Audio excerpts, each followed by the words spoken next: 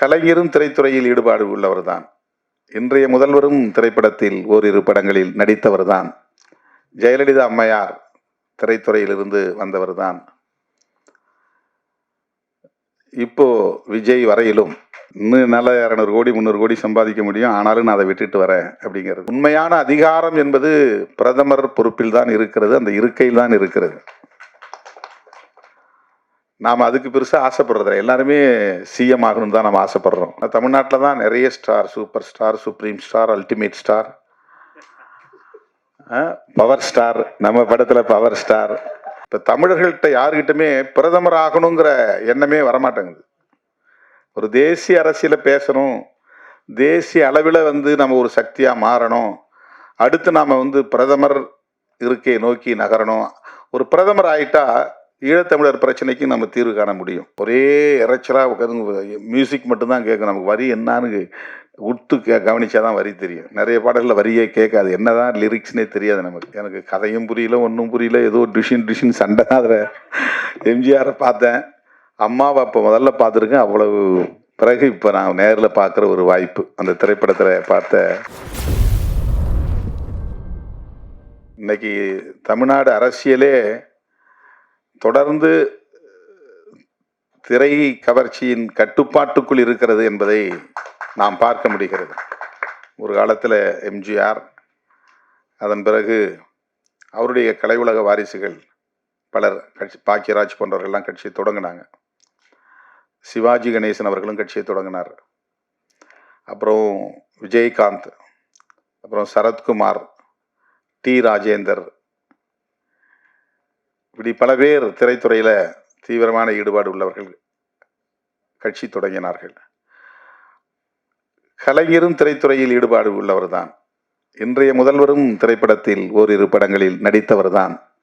ஜெயலலிதா அம்மையார் திரைத்துறையிலிருந்து வந்தவர்தான்.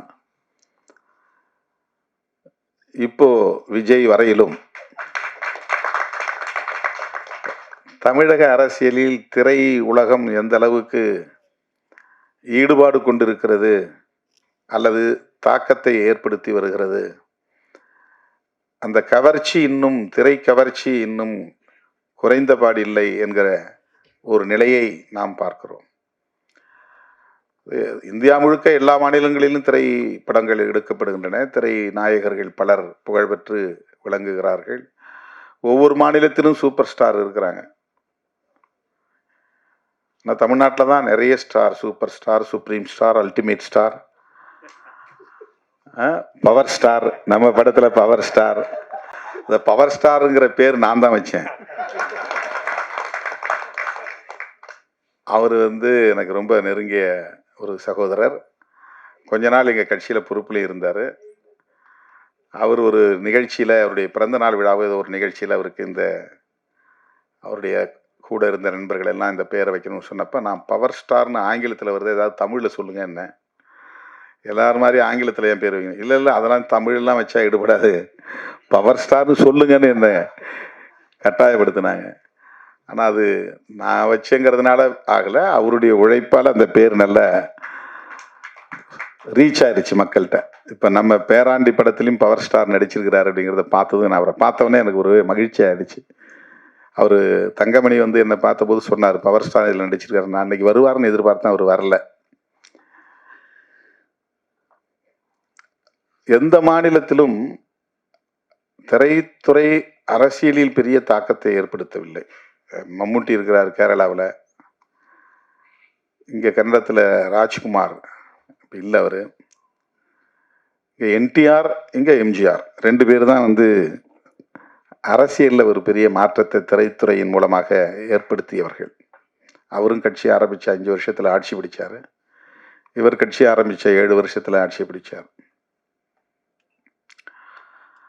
ஆனால் இன்னும் தமிழ்நாட்டுக்குள்ள திரைத்துறை சார்ந்தவர்கள் இயக்குனராகவோ, இசையமைப்பாளராகவோ, அல்லது கதாநாயகராகவோ, கதாநாயகியாகவோ நடித்தவர்கள் சோஷியல் மீடியாவில் ரொம்ப ஆழமாக சிந்திக்கிறவங்களாம் இருக்கிறாங்க. ரொம்ப நாமே அது ஆச்சரியப்படக்கூடிய அளவுக்கு. அண்மையில் ஒருத்தர் எழுதியிருந்தான், இராணுவத்துறையில் வேலை செஞ்சவங்க ரிட்டையர் ஆகிட்டு வாட்ச்மேன் வேலைக்கு போகிறாங்க, திரைத்துறையில் ரிட்டையர் ஆகுறவங்களாம் சிஎம் ஆகுறாங்க.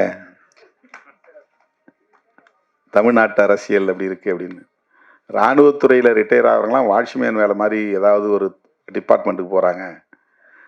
ஆனால் திரைத்துறையில் ரிட்டையர் ஆகிறவங்க அல்லது விஆர்எஸ் கொடுக்குறவங்க வாலண்டரியாக கொடுத்துட்டு வராங்க இல்லையா. இன்னும் நல்லா 200 கோடி 300 கோடி சம்பாதிக்க முடியும், ஆனாலும் நான் அதை விட்டுட்டு வரேன் அப்படிங்கிறது. பட் இங்கே அவங்கெல்லாம் வந்து முதலமைச்சர் கனவோட வராங்க அப்படின்னு சொல்கிறாங்க. ஏதோ ஒரு வகையில் திரைப்படம் அல்லது திரைத்துறை தமிழர்களை ஆளுமை செய்கிறது, ஆதிக்கம் செய்கிறது. இப்போ நான் என்ன யோசிக்கிறேன் அப்படின்னா, 15-20 வருஷத்துக்கு முன்னாடியே எனக்கு இந்த துறையில் கதவு திறந்தது, சிவப்பு கம்பளம் விரிக்கப்பட்டது. பல பேர் கூப்பிட்டாங்க, நான் அதை ரொம்ப அவாய்ட் பண்ணிட்டேன். இப்போ உங்களை மாதிரி இயக்குனர்கள் வந்து அழைத்து இந்த நிகழ்ச்சிகள் எல்லாம் பங்கேற்க செய்கிற போது இந்த கலை எந்த அளவுக்கு மக்களோடு நெருக்கமானதாக இருக்கிறது. மக்களை பற்றி தானே திரைத்துறை பேசுகிறது, மக்களிடமிருந்து அந்நியப்படவில்லை. மக்களுடைய அன்றாட வாழ்க்கையை, வாழ்வியலை, அவர்கள் எதிர்கொள்ளுகிற சவால்களை, நெருக்கடிகளை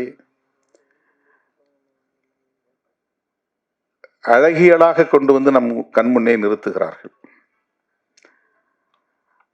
கோர்வைப்படுத்தி கொண்டு வந்து நிறுத்துகிறார்கள். இசை பின்னணியோடு அதற்கு பெரும் அளவில் உயிர்ப்பை கொடுக்கிறார்கள். அதில் வருகிற இசையும் ஒளி வெள்ளமும் காணும் மக்களின் கவனத்தை வெகுவாக ஈர்க்கிறது. இப்போ அதில் சொல்லப்படுகிற கருத்துக்கள் மக்கள் உள்ளத்தில் பதிகிறது. இப்போ மக்களிடமிருந்து அந்நியப்படுகிற ஒன்று அல்ல, அந்நியப்பட்ட ஒன்று அல்ல, மக்களின் இயல்பான வாழ்வியலை பேசுகிற ஒன்று. இதை எந்த அளவுக்கு நேர்மறையாக கையாள முடியும், பாசிட்டிவாக இதை ஹேண்டில் பண்ண முடியும், கையாள முடியும் அப்படிங்கிறது அந்த இயக்குனருடைய பார்வையை பொறுத்தது. கதாநாயகனும் கதாநாயகியும் இயக்குனர் என்ன சொல்றாங்களோ அதை தான் செய்வாங்க. ஆனால் இயக்குனருடைய பார்வை முற்போக்கானதாக இருந்தால், ஜனநாயக பூர்வமானதாக இருந்தால், இளைய தலைமுறையை நல்வழிப்படுத்தக்கூடியதாக இருந்தால், திரைப்படங்கள் மிகப்பெரிய அளவிலே சமூக மாற்றத்தை உண்டு பண்ணக்கூடிய ஒரு சக்தியாக விளங்கும். அதில் பிற்போக்குத்தனமான கருத்துக்கள் இல்லாமல், குடும்ப படமாக இருந்தாலும் சரி, வெறும் காதல் படமாக இருந்தாலும் சரி, அரசியல் நெடி வீசுகிற படங்களாக இருந்தாலும் சரி, பிற்போக்குத்தனமாகவும் படம் எடுக்க முடியும், முற்போக்கு சிந்தனையோடவும் படம் எடுக்க முடியும். பழமைவாதத்தை ஆதரிக்கவும் முடியும், புதுமைகளை ஏற்று அதை ஜனநாயகப்படுத்தி மக்களிடத்திலே கொண்டு போய் சேர்க்க முடியும். தங்கமணி அவர்கள் என்னை தேடி வந்து இந்த இசை வெளியீட்டு விழாவிலே பங்கேற்க வேண்டும் என்று முடிவெடுத்தார், அழைத்தார் என்றால், நான் அவரை ஒரு ஜனநாயக சிந்தனையாளராகத்தான் பார்க்கிறேன், முற்போக்கு சிந்தனையாளராக பார்க்கிறேன். இல்லைன்னா அவர் என்ன சூஸ் பண்ண வேண்டிய அவசியம் இல்லை. ஏன்னா என்னுடைய கருத்தியலோடு அவருடைய சிந்தனையும் நேர்கோட்டில் இருந்தால் மட்டும்தான் என்னை அழைக்க அவர் முடிவெடுக்க முடியும். இல்லைன்னா இவர் நாம் பேசுகிற கருத்துக்கு எதிராக பேசுகிறவர், நமக்கும் அவருக்கு அது ஒத்து வராது. அப்படி தான் அவர் யாராவது சஜஸ்ட் பண்ணால் கூட, இல்லைப்பா அவரெல்லாம் அழைச்சிட்டு வர வேண்டாம், அப்படி தான் அவர் ரிஜெக்ட் பண்ணுறேன் வாய்ப்பு இருக்குது, தவிர்ப்பதற்கு வாய்ப்பு இருக்கிறது. ஆனால் இந்த திரைப்படத்தினுடைய இயக்குனர் ஒரு படத்தை இயக்கி அது வெளிவந்துட்டால் அந்த இயக்குனர் எப்படி காலரை தூக்கி விட்டுவாருன்னு நமக்கு தெரியும். அவருடைய நடை எப்படி கம்பீரமாக மாறும் நமக்கு தெரியும். ஓரிரு படங்களை வெற்றிகரமாக கொடுத்துட்டா அடுத்தது அரசியல் தான் அப்படிங்கிற நிலைக்கு போகிறவர்களை நமக்கு பார்க்குறோம். ஏன்னா திரைத்துறைங்கிறது அந்த மாதிரியான ஒரு உளவியலை இங்கே கட்டமைச்சிருக்கு. ஒரு நல்ல படத்தை கொடுத்துட்டா போதும், அடுத்து முதலமைச்சர் நாற்காலிங்கிற ஒரு எண்ணத்தை உருவாக்குகிறது. ஆனால் ஒரு உண்மையை நாம் தெரிஞ்சுக்கணும், தேசத்தில் முதலமைச்சர் பதவியும் பிரதமர் பதவியும் ஒப்பீடு செய்து பார்க்க வேண்டிய தேவை இருக்கிறது. நீங்கள் கொள்கை ரீதியான ஒரு முன்னெடுப்பை செய்தாலும், சமூக மாற்றத்தை ஏற்படுத்துவதாக இருந்தாலும், உண்மையான அதிகாரம் என்பது பிரதமர் பொறுப்பில் தான் இருக்கிறது, அந்த இருக்கையில் தான் இருக்கிறது. நாம் அதுக்கு பெருசாக ஆசைப்படுறதில்ல. எல்லாருமே சிஎம் ஆகணும்னு தான் நம்ம ஆசைப்படுறோம். நமக்கு தெரிஞ்சது சீஃப் மினிஸ்டர் தான் ரொம்ப அல்டிமேட் பவர் அப்படின்னு நம்ம நினைக்கிறோம். உண்மை அது இல்லை. இது வந்து ஒரு தாசில்தார் ஆஃபீஸ் மாதிரி தான். இது ஒரு கலெக்டருக்கு கீழே இருக்கிற ஒரு பெரிய அளவில் இதை வந்து நீங்கள் கொள்கை முடிவுலாம் எடுக்க முடியாது. சமூக மாற்றங்களை பெருசாக செய்ய முடியாது. ஒரு ஊழல் இல்லாத அரசாங்கனால ஒரு மாநிலத்தில் கொடுக்க முடியும்னு சொல்லலாம். மாநில உரிமைகளை பாதுகாக்க முடியும்னு நம்ம சொல்லலாம். ஆனால் உண்மையான அரசியல் அதிகாரம், ஆட்சி அதிகாரம் எங்கே இருக்குன்னா கான்ஸ்டிடியூஷன் பிரகாரம் பார்த்தா டெல்லியில் தான் இருக்குது. பிரதமர் பதவி தான் இருக்குது. இப்போ தமிழர்கள்ட்ட யாருக்கிட்டுமே பிரதமர் ஆகணுங்கிற எண்ணமே வரமாட்டேங்குது. ஒரு தேசிய அரசியலை பேசணும், தேசிய அளவில் வந்து நம்ம ஒரு சக்தியாக மாறணும், அடுத்து நாம் வந்து பிரதமர் இருக்கையை நோக்கி நகரணும். ஒரு பிரதமர் ஆகிட்டா ஈழத்தமிழர் பிரச்சனைக்கு நம்ம தீர்வு காண முடியும். மாநில முதலமைச்சரானா ஆக முடியாது, செய்ய முடியாது. இன்னும் அந்த அடிப்படையை நம்மளால் புரிஞ்சிக்க முடியாமல் இருக்குது. வந்து முதலமைச்சர் ஆகிட்டா போதும் ஈழத்தமிழர் பிரச்சனையை தீர்த்துடலாம் அப்படின்னு நினைக்கிறாங்க. முடியவே முடியாது. ஏன்னா தமிழ்நாடு முதலமைச்சர் மொத்தம் 30 பேரில் ஒரு ஆள், அவ்வளவுதான். 545 எம்பிக்களில் ஒரு 40 எம்பி தான் இங்கேருந்து போகிறோம். மிச்சம் 500 பேர் இந்தியா முழுக்க இருக்கிறாங்க. அவெல்லாம் சேர்ந்து தான் பெரும்பான்மை கருத்தை உருவாக்க முடியும், ஒரு கொள்கை முடிவு எடுக்க முடியும். நான் இதை குறைச்சி மதிப்பில்லை, ஒரு ஒப்பீடு நமக்கு தேவை. எப்படி எது எது வந்து அதிகாரம் பெற்ற பதவி அப்படிங்கிறத நம்ம வந்து பார்க்க வேண்டியிருக்கிறது. இப்போ எது எப்படி இருந்தாலும் திரைத்துறையில் நாம் பேசுகிற அரசியல், திரைப்படங்களில் நாம் பேசுகிற அரசியல், இன்றைக்கு உலகமே ஜனநாயகத்தை வலியுறுத்துகிற ஒரு இடத்தை அடைஞ்சிருக்கிறோம். ஏன்னா ஒரு காலத்தில் மன்னர் ஆட்சி காலம் இருந்துச்சு, அப்போ எதேச்சதிகாரமான போக்கு இருந்துச்சு. அதெல்லாம் இன்னைக்கு எந்த நாட்டிலும் இல்லை. எல்லா நாடுகளும் ஜனநாயக அரசுகளாக இன்னைக்கு மாறி இருக்கிறது. ஜனநாயகம்தான் 20ஆம் நூற்றாண்டின் மிகச்சிறந்த கண்டுபிடிப்பு.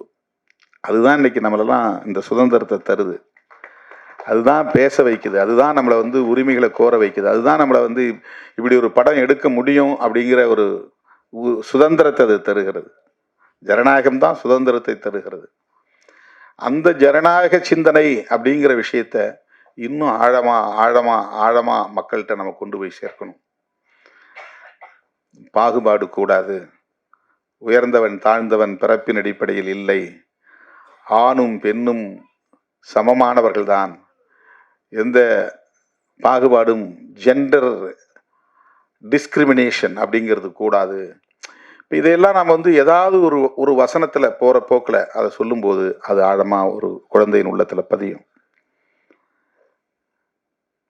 சாதி பெருமிதம் பேசுறதுங்கிறது பழமைவாதம்.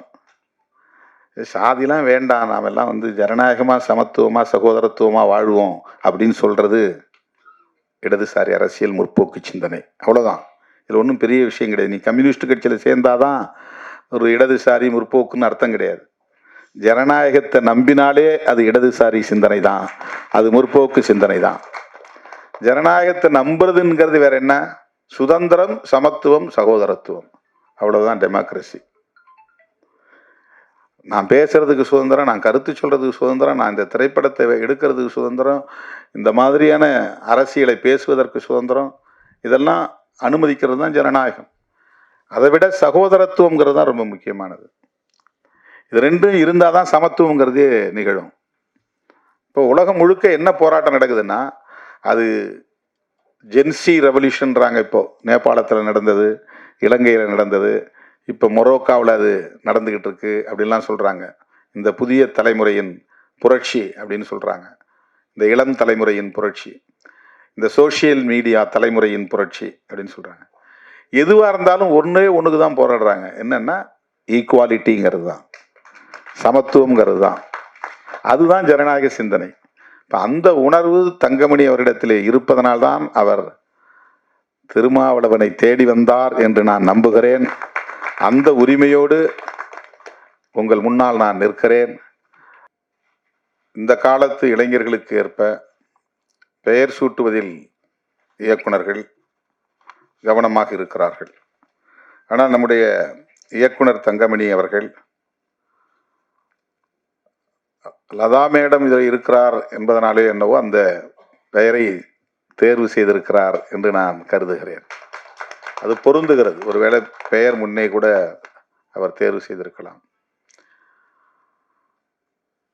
அவர் இந்த காலத்துக்கும் பொருந்தக்கூடியவராக இருக்கிறார் லதா அம்மா என்பது பாராட்டுதலுக்குரியது. அவங்க சொன்னாங்க, உலகம் சுற்றும் வாலிபன் தான் நான் முதல்ல நடித்த படம்னு. எனக்கு திடீர்னு என்னுடைய பழைய நினைவுகள். நான் பார்த்த முதல் படமே உலகம் சுற்றும் வாலிபன் தான். நான் இப்போ 8வது படிச்சிருந்தேன், நீங்கள் இப்போ 10வது படிச்சிருந்துருக்கிறீங்க. நான் எங்கள் கிராமத்தில் கரும்பு வெட்டுற தொழிலாளிகளோட கருப்பங்காட்டில் இருந்தேன் வேலை செஞ்சுக்கிட்டு. லீவு நாள்லாம் வேலைக்கு போவோம். சும்மா ஒரு சம்பளத்துக்கு போகிறதில்ல, சும்மா போகிறது. அம்மா இருக்கிறாங்க அப்பா இருக்கிறாங்கன்னு காட்டுக்குள்ளே போவோம். கருப்பங்க சோலையில் நின்றுட்டு வேலை செய்கிறது, கரும்பு ஒடிச்சு திங்கிறது, அந்த மாதிரி. அப்போ கருப்பம்பால் வந்து வெள்ளம் காய்ச்சிற இடத்துல ஒரு பெரிய கொப்பரையில் கருப்பம்பால் கருப்பஞ்சாறு கொட்டி பால் அந்த வெள்ளம் காய்ச்சுவாங்க. அந்த மனம் அப்படி இருக்கும், அருமையாக இருக்கும். அந்த வெள்ளத்தை காய்ச்சிற போது பக்கத்தில் இருந்து அதில் அந்த அந்த கொப்பரைக்கு கீழே அந்த இதை எடுத்து போடுறாங்க பாருங்கள், கருப்பன் சக்கையை எடுத்து போடுவாங்கள்ல. அவர் வந்து என்னை கேட்டார், தம்பி இன்றைக்கி நாங்கள் சினிமாவுக்கு போகிறோம் வரியா அப்படின்னு என்னை கேட்டார். நான் கீழே நின்றுட்டு இருந்தேன். எட்டி பார்த்தோம், உள்ளே திக்குதுன்னு எரியுது அப்படியே. அவர் தூக்கி போடுறாரு கருப்பன் சக்கையை. நான் அதை வேடிக்கை பார்த்துக்கிட்டு இருந்தேன். அவர் வந்து எங்கள் அப்பாவுக்கு நண்பர். அவர் என்கிட்ட இந்த ஆசையை தூண்டி விட்டார், சினிமாவுக்கு போகிறோம். எனக்கு என்ன படம் அப்படின்னா எம்ஜிஆர் படம் சொல்கிறேன். எங்கே போகணுன்னா திட்டக்குடின்னு ஒரு ஊருக்கு, நகரத்துக்கு. அது எங்கள் ஊர்லேருந்து நடந்து தான் போகணும், பஸ்ஸெலாம் கிடையாது. 8-10 கிலோமீட்டர். இதை எப்படி எங்கள் அப்பாக்கிட்ட போய் சொல்கிறது, எனக்கு பயம். ஏன்னா சினிமாவுக்குலாம் போனால் அது குற்றம்னு எங்கள் ஊரில் அப்போ ஒரு மைண்ட் செட்டு. சினிமா பார்க்குறதுலாம் தப்பு. எப்படி பீடி சிகரெட்டு குடிக்கிறது தப்போ, அப்படி சினிமா பார்க்குறது தப்புங்கிற ஒரு உளவியல் எனக்கு ரொம்ப காலமாக இருந்துச்சு. அது ஹாஸ்டலில் கூட யாராவது சினிமாவுக்கு போனால் திருட்டுத்தனமாக தான் போய் பார்த்துட்டு வரணும். அதுக்கு வார்டன் கூப்பிட்டு அடிப்பார். நீ சினிமா பார்க்குற அளவுக்கு போயிட்டியா, வளர்ந்துட்டியா அப்படின்னு கையை நீட்ட சொல்லி அடிப்பாங்க, முட்டி போட வைப்பாங்க.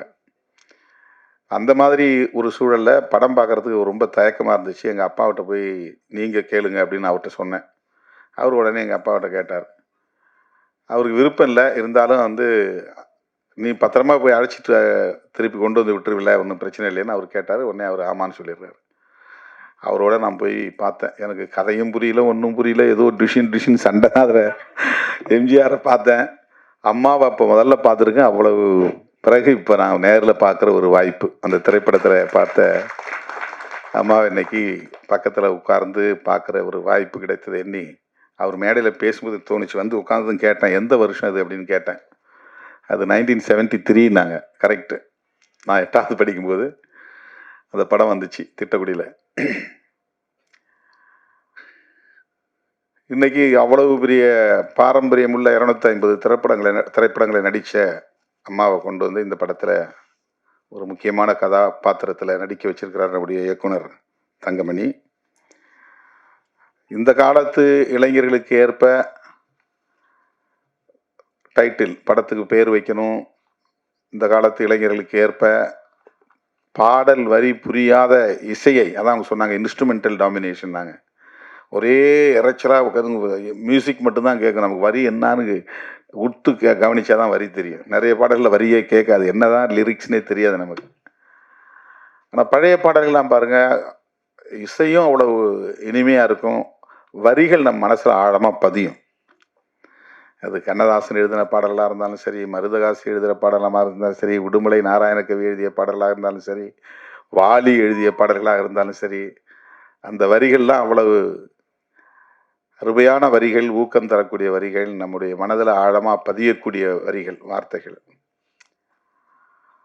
அதுக்கு வந்து உயிரூட்டக்கூடிய வகையில் இசை இருக்கும். இளையராஜா அவருடைய இசையெல்லாம் வந்து கிராமத்தை அந்த அளவுக்கு கிராமங்களை வந்து ஆட்டி படைத்தது. இந்த ஆட்டுக்கார அலமேலு, அன்னக்கிளி, இந்த படங்கள்லாம். இப்போது தங்கமணி அவர்கள் படத்தை பார்த்தா தான் தெரியும். இப்போ இந்த காலத்துக்கு ஏற்ப சப்ஜெக்ட் அதில் இருக்குதுன்னு நினைக்கிறேன். ஏன்னா பேராண்டி வந்து விரும்புகிற பொண்ணை திருமணம் பண்ணி வைக்கிற கதை. இந்த திருமணம்னாலே இங்கே சாதி குறுக்கிடும். அகமண முறைங்கிறது தான் சமூகத்தில் இருக்கிற நடைமுறை. சட்டத்துக்கு புறம்பான ஒரு நடைமுறை தான், ஆனால் அதுதான் சமூக நடைமுறையாக இருக்கு. ஒரே சாதிக்குள்ள தான் திருமணம் பண்ணணும் அப்படிங்கிறது நீண்ட காலமாக இருக்கு.